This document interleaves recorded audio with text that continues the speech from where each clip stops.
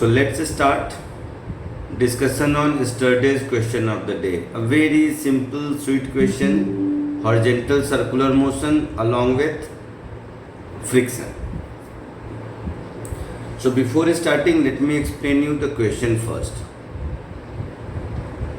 A small collar of mass 100 gram slides over surface of a horizontal circular rod, radius 0.3 meter.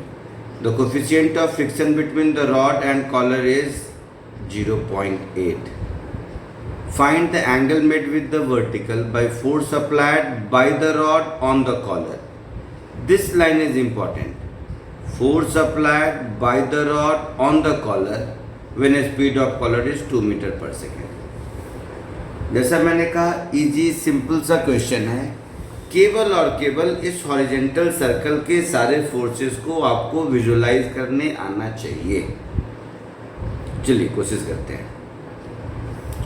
तो पहली बात, ये horizontal circle में है, तो ये हॉरिजॉन्टल सर्कल सा दिखे इसके लिए इस डायग्राम को मैं कोशिश करता हूँ हॉरिजॉन्टल जैसा कुछ कर्वेचर देने का. ठीक है, थोड़ा तो हॉरिजॉन्टल सर्कल लग रहा है, वर्टिकल जो पहले लग रहा था वो तो नहीं लग रहा है, ये पक्का है. तो चलो, ये हो गया हॉरिजॉन्टल सर्कल. अब देखिए, इस पर फ्री बॉडी डायग्राम अगर हम ड्रॉ करें, ध्यान से देखो सब, इस फ्री बॉडी डायग्राम को आप लोग ध्यान से देखिए. तो ये कॉलर यहाँ पर जो दिख रहा है टुवर्ड्स लेफ्ट जा रहा है, तो सबसे पहले फ्रिक्शन फोर्स टुवर्ड राइट लगेगा. तो एक फोर्स टेंजेंशियली यहाँ मैंने लगा दिया, फ्रिक्शन फोर्स टुवर्ड्स राइट. तो ये एफ हमारा है फ्रिक्शन फोर्स. अच्छा, इसका खुद का वेट mg, इसका खुद का वेट mg कहीं तो नीचे लगेगा, तो उसको ड्रॉ करना थोड़ा मुश्किल है, बट फिर भी देखते हैं. इसके साथ साथ इस पर दो नॉर्मल रिएक्शन होंगे. एक वेट की वजह से वर्टिकल नॉर्मल रिएक्शन होगा. ठीक है, हाँ ऐसा करते हैं. I got the idea for drawing free body diagram visualization के लिए. इसको हम लोग बोल देते हैं नॉर्मल रिएक्शन का y कंपोनेंट, जो mg के बराबर होगा, और इसी नॉर्मल रिएक्शन का हॉरिजॉन्टल कंपोनेंट, y से भी ज़्यादा अच्छी टर्मिनोलॉजी होगी vertical component. So vertical component of this normal reaction is mg, will balance the mg, and the horizontal component of normal reaction, this one, इसको मैं nh लिख देता हूँ. एक्चुअल में टुवर्ड सेंटर होगा, बट यहाँ पर ड्रॉ करने में थोड़ी मुश्किल जाएगी, इसीलिए ऐसा कर देता हूँ. इस कंट्रोल जेड हो गया. ये सेंटर को मैं यहाँ इरेज कर देता हूँ ताकि ये ना लगे. हाँ, so this one is horizontal component of normal reaction. अब ये हॉरिजॉन्टल और वर्टिकल दोनों कंपोनेंट मिलाकर जो रिजल्टेंट नॉर्मल रिएक्शन होगा पैरेललोग्राम की तरफ से अगर हम देखें, तो वो रिजल्टेंट नॉर्मल रिएक्शन कहीं इधर होगा. इसको कलर दे देते हैं कुछ और, लेट इट बी रेड, और इसकी साइज थोड़ी बढ़ा देते हैं. तो ये हो गया मेरा रिजल्टेंट नॉर्मल रिएक्शन, जो कि हॉरिजॉन्टल और वर्टिकल नॉर्मल रिएक्शन का रिजल्टेंट है, और ये फ्रिक्शन फोर्स इधर लगेगा. अब देखो, कैलकुलेशन पे आते हैं.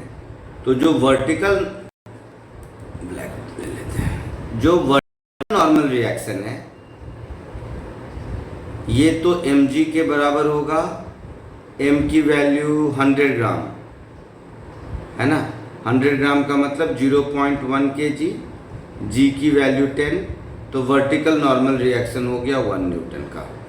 ये जो हॉरिजॉन्टल नॉर्मल रिएक्शन होगा वो इस सर्कुलर मोशन को रिक्वायर्ड सेंट्रीपिटल फोर्स देगा. So this will be equal to mv² by r. m is 0.1, speed is 2 meter per second. So v² is 4 divided by radius r. Radius 0.3 meter. तो divided by 0.3. तो ये हमारा हो गया 4/3 Newton. अब vertical और horizontal normal reaction मिल गया मुझे, तो रिजल्टेंट नॉर्मल रिएक्शन की वैल्यू होगी इन दोनों का resultant, that is nv² plus nh². nv² मतलब 1, nh² मतलब 16/9. तो एलसीएम लेंगे 16 प्लस 9 25, 25 का root 5, so it will be 5/3 newton. अब ये 5/3 न्यूटन आ गया, तो फ्रिक्शन फोर्स कितना होगा? So friction force is μn, और मोशन में है तो मैक्सिमम वैल्यू लगेगा काइनेटिक फ्रिक्शन का. So this is 0.8 into 5/3, that is 4/3 Newton. तो फ्रिक्शन फोर्स भी मिल गया. अब एक बार जरा हम लोग इस क्वेश्चन को दोबारा पढ़ते हैं, क्योंकि मैंने अंडरलाइन किया था कि ये सबसे इंपॉर्टेंट पार्ट है. मैं दोबारा कर रहा हूँ. Force applied by the rod on the collar. अब आप देखो, जो रॉड है वो कॉलर पर कौन कौन सा फोर्स लगा रहा है. तो एक रिजल्टेंट नॉर्मल रिएक्शन जो मैंने रेड से बनाया है, और दूसरा फ्रिक्शन फोर्स जो मैंने यहाँ ब्लैक से बनाया है. यही दोनों फोर्स नेट एक दूसरे पर लगा, दोनों फोर्स रॉड कॉलर पर लगा रहा है. तो रिजल्टेंट फोर्स जो रॉड कॉलर पर लगा रहा है वो इन दोनों का वेक्टर सम होगा. और फिर पूछा है angle made with the vertical by the force applied by the rod on the collar, ऐसा. तो ये जो रिजल्टेंट इन दोनों का होगा वो वर्टिकल से कितने एंगल पर होगा. तो बस यहीं पर ध्यान देना है. हॉरिजेंटल डायरेक्शन में फ्रिक्शन है ना. तो हॉरिजेंटल डायरेक्शन में फ्रिक्शन है, तो मैं अभी केवल इन दोनों का रिजल्टेंट ड्रॉ कर देता हूँ, या 1 मिनट ऐसा समझिए. अब 2 वेक्टर हो गया, एक f वेक्टर और एक n वेक्टर. तो इस f और n दोनों वेक्टर का जो रिजल्टेंट होगा, this resultant will be under root friction का स्क्वायर प्लस n का स्क्वायर. तो ये हो गया अंडर रूट 4/3 स्क्वायर प्लस 5/3 का स्क्वायर. सो 4 स्क्वायर 16, 5 स्क्वायर 25, 25 प्लस 16 41. तो ये हो गया √41/3. ये हमारा हो गया रिजल्टेंट फोर्स. अब angle made by r with the vertical. अब एक बात यहाँ पर ध्यान देने का है, प्लीज प्लीज प्लीज सब लोग सुनिए. अगर मैं देखूं तो यहाँ पर जितने फोर्सेस हैं, सब लोग ध्यान से देखना,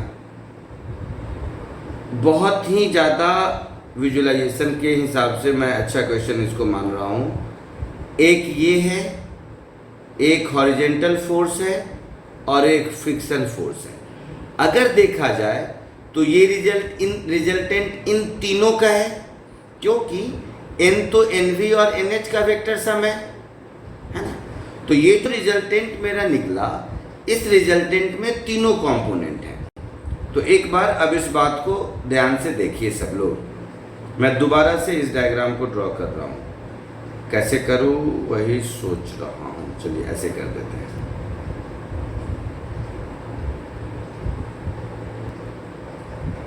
सो इसको ब्लैक कलर दे दिया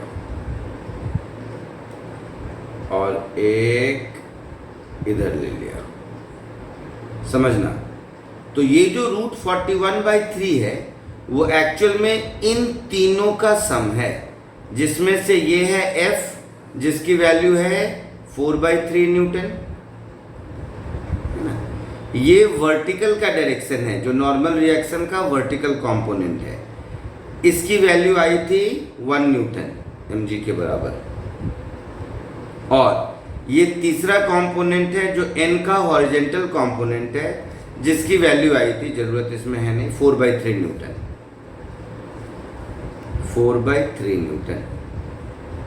अब यहां पर आपको वेक्टर याद करना है। तो ये जो आपका r है √41/3, वो इन तीनों का सम है। तो ये रिजल्टेंट जो हमारा r है, चलो इसको भी एक बार ड्रॉ कर ही देता हूँ जब इतना किया। तो ये जो रिजल्टेंट r है वो कहीं यहाँ होगा, सबसे बड़े।